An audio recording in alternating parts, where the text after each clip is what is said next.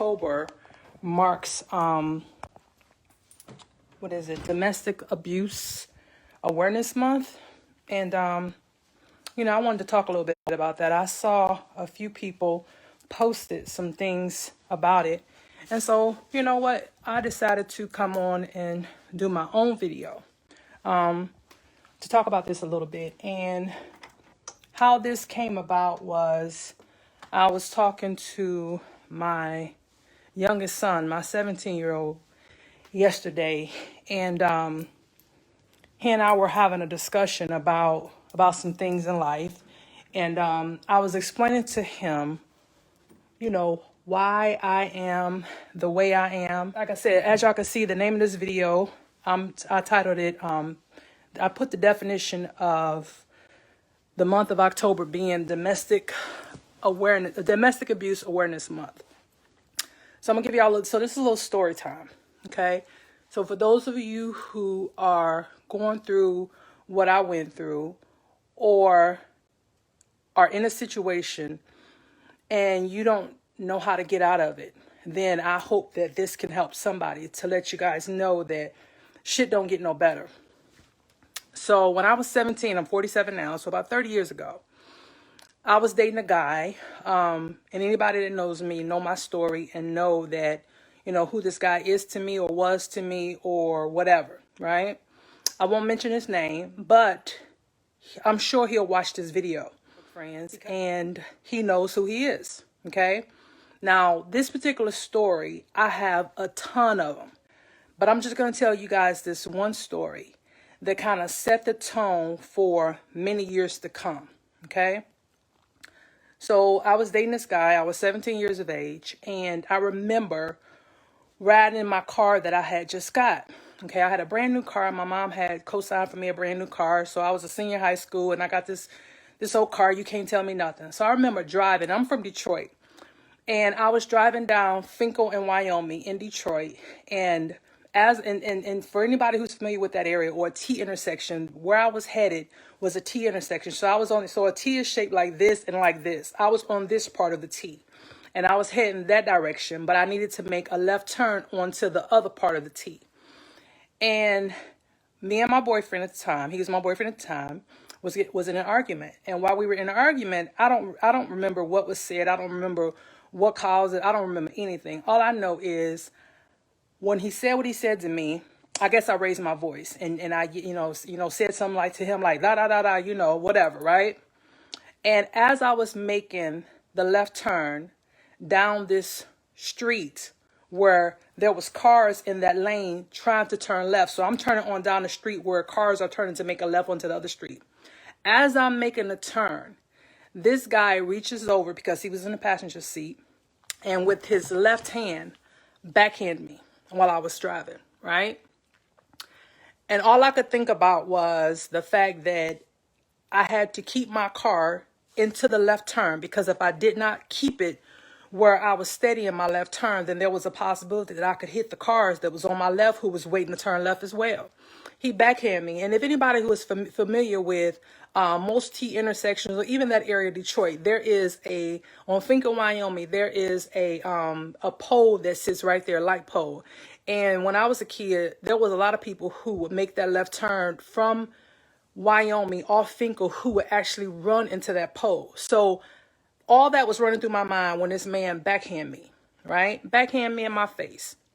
And so I was in shock. I was steady enough where I did not hit the car or I did not hit the pole.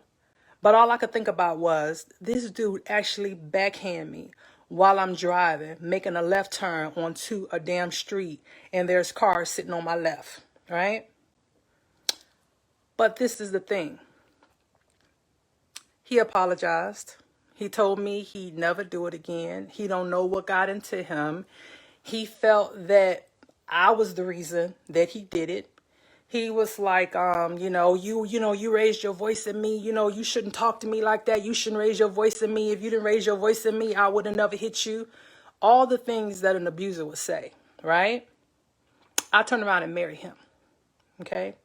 I married him because I figured that I could love him into being right. I would love him into not being this person, or let him see that I was for him, not against him, and that it was me and him against the world, right?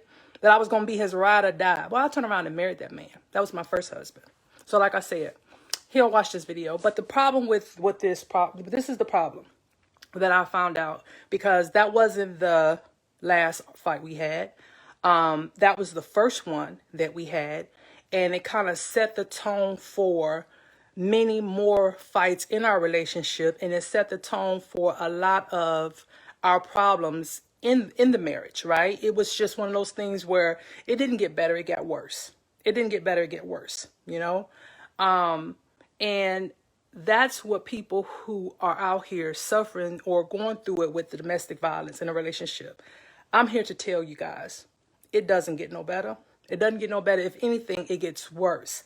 The fights become more violent. The relationship is toxic. I mean, it's almost like you get to a point where you think to yourself, I'm going to hit this person first, or I'm going to get them first before they get me. So then it's almost like you start plotting on one another. Okay. So in support of Domestic Violence Month, if there's anybody that's listening to this video, I'm telling you that it does not get better, right? It doesn't get better. It gets worse. If I had known what I know now, I would have decided then to walk away from him. But I didn't, because almost a year later, I married that man. And we were together for about 5 or 6 years. And what I see was really tripped out about people who do these things, whether it's men or women, but it's mostly men in a relationship that are abusive, is that now here we are 30 years later. And he said to me one time that, you know, I'm not that person no more. You know, I've talked to my wife, and my new wife, and she knows how I was, and I'm not that person no more. You know, and then when you go to speak about things like that, he don't want to talk about it. But this is the problem I have with that. Number one, yeah, you don't want to talk about it because it didn't happen to you. It happened to me. Those things didn't happen to you. It happened to me. Right? So yeah, you don't want to talk about it because you were the person that was doing it wrong. So of course you don't want to talk about it. Then on top of that, just because you don't want to talk about it, that doesn't mean that I don't want to talk about it. And that don't mean that I won't not talk about it, because I will. I will talk about it. Okay? Just because you want to pretend like it didn't happen, that's not what I'm doing. You know why? Because to this day, those experiences still carry with me. Those things that I went through in that relationship are still with me today as a 47-year-old woman. I'm not hurt by them, meaning that I don't feel that I carry the abuse to the way where it has hindered me from growing, but I know that it's there. And so whenever I'm in a relationship with someone now, it's almost like I'm always on high alert to make sure that I don't attract those kind of people that were similar to him, because they say sometimes you attract the same person, right? Thankfully, I have yet to attract anyone like him again. Okay. But I'm very cognizant of it. It's still there. And I will never stop talking about it, because it is something that happened. And if what I'm saying can help anybody, then I've done my job. Because looking back, if someone had just told me, Yashika, don't marry him. Yashika, leave him, I probably would have done that, but I didn't. You know, especially when you're 18 years old, you think that, you know everything. You think can't nobody tell you anything. You got all the answers to the world, and you think you've grown and all that kind of stuff. And I wasn't. I was not. Okay. All I knew is that I loved him. That's all I knew. I loved him. And, he was the finest thing since sliced bread. And, he was older than me, because at the time I started dating him, I was 17 and he was 21, and that's what kind of, I don't know, just things progressed from there. And I think when I finally decided that I was going to leave him was when one day he and I had got into a little argument, and he kind of grabbed me or something by my arm. By this time I had my oldest son, and he kind of grabbed me by the arm or something. And when he grabbed me by my arm, I yelled out his name and told him, hey, stop, leave me alone. And just as I was saying that, my baby, who was crawling at the time, crawled into the room, and heard me yell out that scream. And I wasn't hurt or anything. It was just like, I was like, hey, let me go. And I guess I must have said it with the screechiness in my voice that it made my baby sit up from crawling and just bust out crying. And I knew then that I had to go. And so for the next year or so, I plotted my getaway, and I got away. And I never looked back. Never looked back. Didn't even think about looking back. Okay, I was in Germany at the time. And after deployment, I came back. And by that time, he was back in the States. And as soon as I came back to the States, stationed here for good in the States, I filed for a divorce. And I tell you what, I never looked back. You know why? Because I had to decide what I wanted to do for me and my baby. And I knew that staying with him was not the answer. Although I did not want to break up my family, I came from a broken home, so I didn't want my son to grow up without both parents in the house. But what I knew from that day when my son crawled into the room was that although I'm trying to shield him from these things, although I'm trying to, make sure that, I keep a family together, my son is still knowing this. He still knows that, there's some shit going on. He still knows that, there's fighting, or there's huffing and puffing, or there's, animosity, or there's tension between the two of them. He still knew that as a baby. Okay. He still knew that as a baby. So although I didn't want my family to be broken up, I had to do what was best for me and him. Because had I not did that, there's no telling where it would have been. There's no telling what would have ended up happening. And who knows? It could have even got worse where I did something to him or he did something to me. Or both of us, either one of us in jail and one of us under the grave, or both of us in jail because we've done something to each other. So yeah, I'm glad that he's changed, right? I'm glad that he's changed. But it doesn't change the fact that he did what he did, and he did it for years. Okay?